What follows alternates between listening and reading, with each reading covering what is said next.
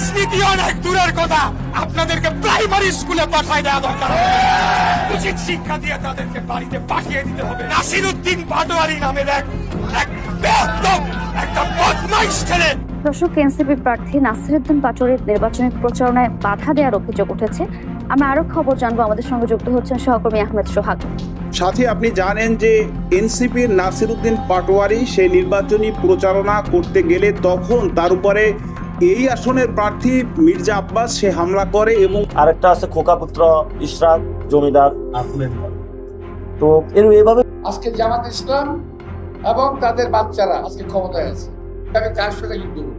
প্রিয় দর্শক, মির্জা আব্বাসের খেলা কিন্তু শুরু হয়ে গেছে। সে কিন্তু কঠিন প্রতিবাদ করা শুরু করে দিয়েছে। এতদিন চুপ থাকলেও এবার কিন্তু সে আর চুপ নেই। হ্যাঁ, আপনারা জানেন যে কিছুদিন যাবৎ ঢাকা ৮ আসনের প্রার্থী মির্জা আব্বাস এবং নাসিরউদ্দিন পাটোয়ারি তাদের মধ্যে একের পর এক কিন্তু বাঘ বিতণ্ডা কিন্তু চলেই যাচ্ছিল। কিন্তু হঠাৎ করে এবার নাসিরউদ্দিন পাটোয়ারিকে কিন্তু কঠিন জবাব দিল মির্জা আব্বাস। আপনারা দেখলে অবাক হবেন যে নাসিরউদ্দিন পাটোয়ারির বিরুদ্ধে কিন্তু যুদ্ধ ঘোষণা করে দিয়েছে। চোখে আঙুল দিয়ে দেখিয়ে দিল যে এতদিন আমরা চুপ থাকলো, এখন আর চুপ থাকবো না। চলুন আমরা ভিডিওর প্রথমে একটু ইশরাক হোসেনের যে বক্তব্যটা একটু শুনে আসি, তারপর ভিডিওর পরের অংশে আমরা দেখে নেব যে আসলে নাসিরউদ্দিন পাটোয়ারি এবং মির্জা আব্বাসের মধ্যে কোন কথার কাটাকাটি নিয়ে এই সমস্যাটা শুরু হয়েছে।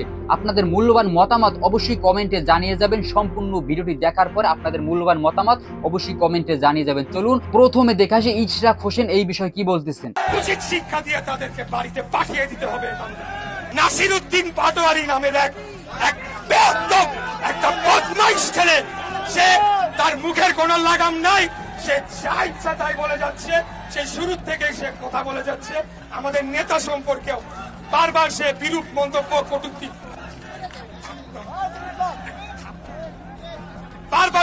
করেছে। তারপরে আমরা কিন্তু কঠিন ভাষায় প্রতিবাদ করি নাই। আর বসে থাকা যায় না ভাইয়েরা। এই নাসিরউদ্দিন পাটোয়ারির মতো, যাকে ইউনিভার্সিটিতে বলে ছাত্র ডারবি নাসির বলে চিনি, আমি জানি না কেন, এই ডারবি নাসিরকে হুঁশিয়ারি দিতে চাই, মুখ সামলে কথা বলেন, তা না হলে আপনাদেরকে রাজনৈতিক ভাবে ঘেরাও দিয়ে আপনাদের রাজনীতি ইতি আমরা সেখানে টেনে দেব। এনসিপির যে প্রধান নাহিদ ইসলাম, সেও আমি তাকে ভালোই জানতাম, কিন্তু সে কি করলো, জেলা ঘুরে বলা শুরু করলো বিএনপি নাকি চাঁদাবাজদের দল। আরে ভাই, বিএনপি চাঁদাবাজদের দল? আপনারা খেলা, আপনারা তো ঘুষখোরদের দল, কমিশন বাণিজ্যের দল। আপনারা যত ধরনের সরকারি কেনাকাটায় দুর্নীতি অনিয়ম আছে সবকিছু করছেন, এবং প্রত্যেকটি মন্ত্রণালয়ে একটা করে কমিটি গঠন করতে হয়, সেটা শুনেন আপনারা। সেখানে 2 জন করে ছাত্র প্রতিনিধি বসাই দিছে, এরাই সব সিদ্ধান্ত নেয়। এর মধ্যে বিশেষ করে উল্লেখ করতে হবে জনপ্রশাসন মন্ত্রণালয়, ওইখানে আসিফ নাই 2 জনে ছিল। ওইখানে বসে বসে তারা কি করছে, স্বৈরাচারের খুনি হাসিনা সবচেয়ে কাছের সচিব গুলাকে তাদের পাশে এনে বসাচ্ছে। তা আমরা কি এগুলা বুঝি না? আমরা তো দীর্ঘদিন আপনাদের প্রতি মায়া মমতা দরদ দেখিয়ে কোনো কথা বলি নাই। আমরা আমাদের সহযোদ্ধা জামাতের বিরুদ্ধে বহুদিন কোনো কথা বলি নাই।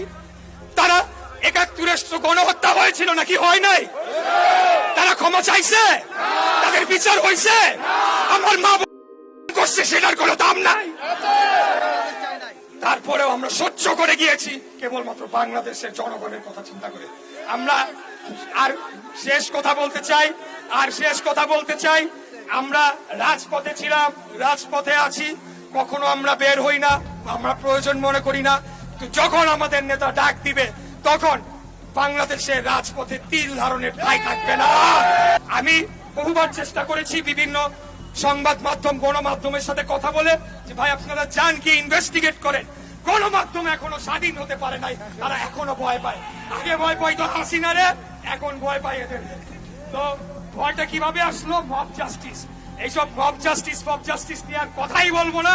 যেখানে মব দেখবেন সেখানেই দঙ্গ করে তাদেরকে উচিত শিক্ষা দিয়ে তাদেরকে বাড়িতে পাঠিয়ে দিতে হবে। আপনারা রাজনীতি অনেক দূরের কথা, আপনাদেরকে প্রাইমারি স্কুলে পাঠায় দেওয়া দরকার। এই নতুন দল এনসিপি প্রথম ঘটনাটি হলো তারা গোপালগঞ্জে যাবে, যাওয়ার আগে সেখানে একটা উস্কানিমূলক পরিস্থিতি তৈরি করলো, এবং সেখানে তারা তাদের কর্মসূচির নামটিও পাল্টালো। এবং পরবর্তীতে যখন ইন্টারনেটে সোশ্যাল মিডিয়ায় ব্যাপকভাবে প্রচারিত হলো যে শেখ মুজিবুর রহমানের কবর ভেঙে ফেলা হবে, তারা সেটিকে কোন রকম গ্রাহ্য না করে, আরে ভাই বাংলাদেশে থাকেন, বাংলাদেশের মাটিতে থাকেন, কোন জেলার মানুষের সেন্টিমেন্ট কি, কোন জেলার মানুষ কোন কথা বললে কিভাবে রিয়াক্ট করতে পারে, এগুলো আপনারা জানেন না। আপনারা রাজনীতি অনেক দূরের কথা, আপনাদেরকে প্রাইমারি স্কুলে পাঠায় দেওয়া দরকার। এরপরে তারা কি করলো, রাষ্ট্রীয় নিরাপত্তা বাহিনীর সহযোগিতা নিয়ে গায়ের জোরে তারা সেখানে নিজেদের বাহাদুরি দেখানোর জন্য গোপালগঞ্জে গিয়ে তারা জোর জবরদস্তি করে একটা পরিস্থিতি তৈরি করলো। আপনারা মুজিববাদ হটাতে চান, বাংলাদেশে তো অনেক জায়গা আছে, ওইখানে গিয়ে কেন আপনাদেরকে গোলমাল সৃষ্টি করতে হবে, সেটাই আজকে জনমনে প্রশ্ন উঠেছে। এরা জানে নির্বাচন হলে তারা একটা দুইটা আসন পাবে কিনা তার কোনো ঠিক নাই। 1991 সালে ঢাকা শহরে জামাতে ইসলামী 7টি আসনের 7টিতে তারা জামানত বাজেয়াপ্ত হয়েছে। এই জামাত শিবির, এনসিপি এরা সব একই সূত্রে গাথা। তারা চায় না বাংলাদেশে একটা স্বাভাবিক সুস্থ নিরাপদ পরিবেশ বজায় থাকুক, যাতে করে তারা বলতে পারে নির্বাচনের পরিবেশ নাই, এবং আমরা যখনই কোনো ঘটনা ঘটে তারপরেই তাদের পাতি নেতাদের মুখে এগুলা শুনতে। আরে ভাই আপনারা কারা? আপনারা অন্তর্বর্তীকালীন সরকার, আপনাদের ম্যান্ডেট কি? কিছুই না। আপনারা কোন বিপ্লবী সরকার না, আপনারা সেটা গঠন করতে ব্যর্থ হয়েছেন। বর্তমান সংবিধানের আলোকেই আপনারা একটা সাংবিধানিক সরকার, সেটা সুপ্রিম কোর্টের রেফারেন্স নিয়ে গঠিত করা হয়েছে। একজন ব্যক্তিকে খুঁজে পাবেন যে দেশে নামছে হলে বেল্ট পরে ইন করে এখন ইন খুলে গেছে। মির্জা ফখরুল কি জানতো না এগুলো গডফাদার, সন্ত্রাসী, দুর্নীতিবাজ? উনি কিভাবে সাইনটা দিয়েছে আর এগুলো অ্যাপ্রুভাল কে দিয়েছে? একজন প্রার্থী বলেছেন যে 40 লাখ বোরকা নাকি অর্ডার দেওয়া হয়েছে। যখন গণ অভ্যুত্থান চলে তখন তো রাস্তা রাস্তা বোরকা পরে ঘুরেছিল, বোরকা পরে পালিয়ে গিয়েছিল। চাঁদা তো এখানে পুরো সয়লাভ, শুধু এখানে না, আরেকজন আছে না ঢাকা 11-তে ভূমি দখল করে কাইম কমিশনার, মিথ্যাবাদী। আরেকটা আছে খোকাপুত্র ইশরাক জমিদার। তো এভাবে পুরা ঢাকায় যাদেরকে নমিনেশন দিয়ে রাখছে, এটা ঢাকাবাসীর উপরে একটা অত্যাচার চাপিয়ে দিয়েছে তারা। আর এগুলা কে সাইন করেছে? এই যে গডফাদার, মির্জা ফখরুল কি জানতো না এগুলা গডফাদার, সন্ত্রাসী, দুর্নীতিবাজ? উনি কিভাবে সাইনটা দিয়েছে আর এগুলো অ্যাপ্রুভাল কে দিয়েছে? সুপারিশ করছে কে? ওইটারই বাংলাদেশে ওইটা হলে সব ঠিক হয়ে যায়। এখন গিয়ে হলো বিভিন্ন সমাবেশে বড় বড় কথা বলে, ও সব দুর্নীতিবাদ, সন্ত্রাসী, চাঁদাবাজের টিকিট দিয়ে এখন গিয়ে আবার জনগণের কাছে বলে আমরা এগুলো বন্ধ করবো। এটা তো বাংলাদেশের সবচেয়ে বড় প্রতারণা। এজন্য আমি বলেছিলাম দুর্নীতি, সন্ত্রাস, চাঁদাবাজি যারা এই বাংলাদেশে, এগুলার যদি গডফাদার খুঁজতে যান তাহলে একজন ব্যক্তিকে খুঁজে পাবেন যে দেশে নামছে হলে বেল্ট পরে ইন করে এখন ইন খুলে গেছে। এখন জনগণের কাছে গেছে, তো জনগণকে ফেস করুক তারা, ইনশাল্লাহ বাংলাদেশে পরিবর্তন। আমরা সবাইকে আহ্বান জানিয়েছি, ভোট দিবে না, ভোট রক্ষা করে আসবে, যাতে হলো ভোটটা কেউ দখল করে না নিয়ে যেতে পারে। ইলেকশন রিগেইন, ভোট কেন্দ্র চোরের অনেকেই প্রস্তুতি নিচ্ছে। ইনশাল্লাহ জনগণ যদি মাঠে থাকে, জনগণ যদি প্রস্তুতি গ্রহণ করে, এই ধরনের ষড়যন্ত্র এবং যারা উদ্দেশ্যমূলক কাজ করছে তারা ইনশাল্লাহ পরাজিত হবে। শেষ কথা যেটা, আমাদের নারীদেরকে আক্রমণ করা হচ্ছে, মাথায় দা দিয়ে কোপ দেওয়া হচ্ছে, বরফ নিক্ষেপ করা হচ্ছে, পেটে লাথি দেওয়া হচ্ছে, সাইবার বুলিং করা হচ্ছে, এবং মব ক্রিয়েট করে নারীদের বিরুদ্ধে পুরো জেনারেশনকে দাঁড় করানোর চেষ্টা করা হচ্ছে। এবং একজন প্রার্থী বলেছেন যে 40 লাখ বোরকা নাকি অর্ডার দেওয়া হয়েছে।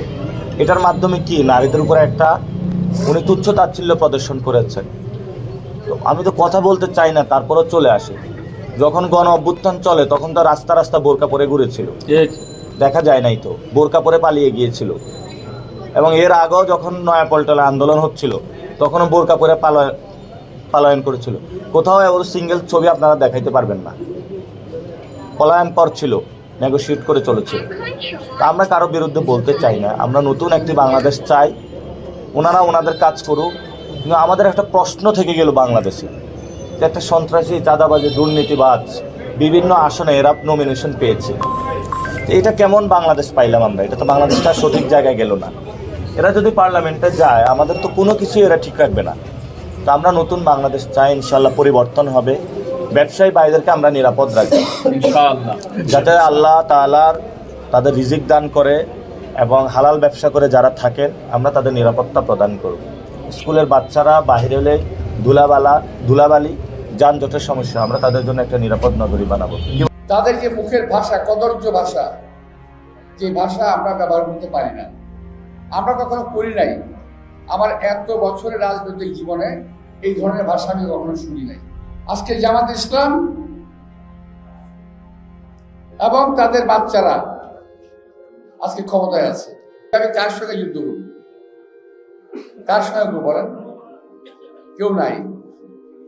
আগে করেছি আমাদের সিনিয়র নেতাদের সঙ্গে করেছি, সিনিয়র আমাদের সঙ্গে বয়সী। এখন এমন কেউ নাই। এরা প্রলাপ বকলে সেই প্রলাপের জবাব আমি দেবো না। আমি ওদের পাতা ফাঁদে পা দেবো না। ওরা চাচ্ছে কি জানেন, যে আমি কোথাও না কোথাও একটা গন্ডগোল করি। আমি সে গন্ডগোলে যাবো না ভাই, তোর যত চেষ্টাই করো, কোনো গন্ডগোল ঝগড়া পেশাতে আমি নাই। কিন্তু যখন দরকার ছিল তখন করেছি, রাজপথে লড়াই করেছি, মুক্তিযুদ্ধে লড়াই করেছি, আবার যখন প্রয়োজন হবে লড়াই করব। কিন্তু নির্বাচনের আগে আমি কোনো যুদ্ধে জড়াবো না। আমার কথা খুব পরিষ্কার। দরকার নির্বাচনের পরে যুদ্ধে যাব। একটি চক্র ভোট ব্যাহত করার জন্য চেষ্টা করছে। এই চক্রটি কিন্তু নতুন না। এই শকুনের একটি দল 1971 সালে বাংলাদেশকে মেনে নেয় নাই। এখন পর্যন্ত এই দেশের স্বাধীনতা সার্বভৌমত্ব থেকে তারা মেনে নিতে পারছে না। তারা সকাল দুপুর সন্ধ্যা বিএনপির বিরুদ্ধে প্রচারণা চালিয়ে যাচ্ছে এবং অকথ্য ভাষায় কথা বলছে।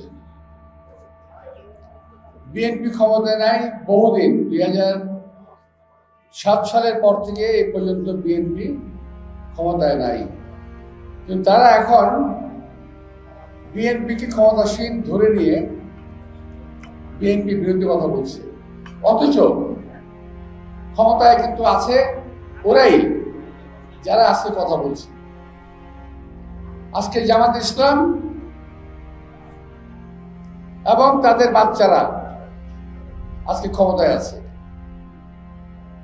এটা আমার কথা না, এই দেশের প্রধান ব্যক্তি তিনি বলেছেন যে ওরাই আমাকে অ্যাপয়েন্টমেন্ট দিয়েছে।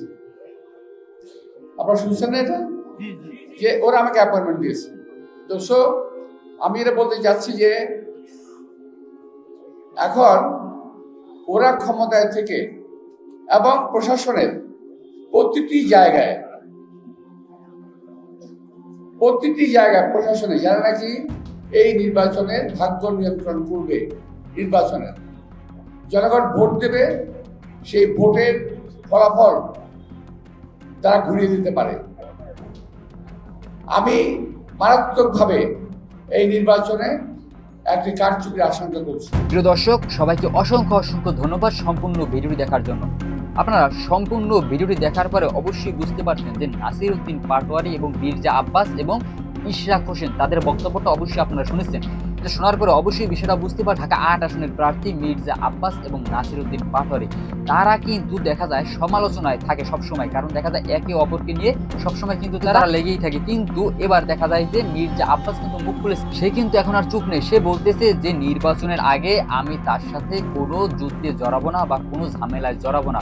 তাদের যত খুশি তারা উস্কানিমূলক কথা আমাকে বলুক বা যাই করুক কেন, আমি কিন্তু কোনো ঝামেলায় নির্বাচন আগে জড়াবো না। যদি তাদের সাথে যুদ্ধ করতেই হয়, এই যে পাটোয়ারির সাথে যদি যুদ্ধ করতে হয়, তা নির্বাচনের পরে করব। তো অন্যদিকে দেখা যায় ইশরাক হোসেনের যে বক্তব্যটা আপনারা শুনলেন, এটা কি বোঝা যায় যে নাসির উদ্দিন পাটোয়ারির বিরুদ্ধে যে মির্জা আব্বাস যে কোনো কথা বলে না, কিন্তু এই যে ইশরাক হোসেন সে কিন্তু কড়া হুঙ্কার দিল এবার নাসির উদ্দিন পাটোয়ারিকে। কেন? সে কিন্তু তাদের এই যে বড় বড় নেতাদের বা বিভিন্ন লোকদের কিন্তু একের পর এক আবিজাবি কথা বলেই যাচ্ছে। সেই কারণে এবার কিন্তু ইশরাক হোসেন মুখ খুলেছে, সে কিন্তু আর চুপ থাকতে পারেনি। তো আপনারা সম্পূর্ণ বিষয়টা দেখছেন এবং সম্পূর্ণ ভিডিওটা দেখছেন, সম্পূর্ণ বিষয়টা আপনারা বুঝতে পারছেন। আপনাদের মূল্যবান মতামত অবশ্যই কমেন্টে জানিয়ে যাবেন যে এই যে নাসির উদ্দিন পাটোয়ারি যে কাজগুলো করতেছে এবং মির্জা আব্বাস তাদের মধ্যে, এই দুজনের মধ্যে আসলে এখানে কথা কতটুকু গ্রহণযোগ্য, আপনাদের ব্যক্তিগত মতামত অবশ্যই কমেন্টে জানিয়ে যাবেন। এই বিষয়ে আপনাদের যা মতামত আছে অবশ্যই কমেন্টে লিখে যাবেন। যাই হোক, সবাই ভালো থাকবেন, সুস্থ থাকবেন। যদি ভিডিওটা ভালো লাগে অবশ্যই একটি লাইক করে দিবেন এবং চ্যানেলটি সাবস্ক্রাইব করে পাশে থাকবেন। ভালো থাকবেন, ধন্যবাদ সবাইকে।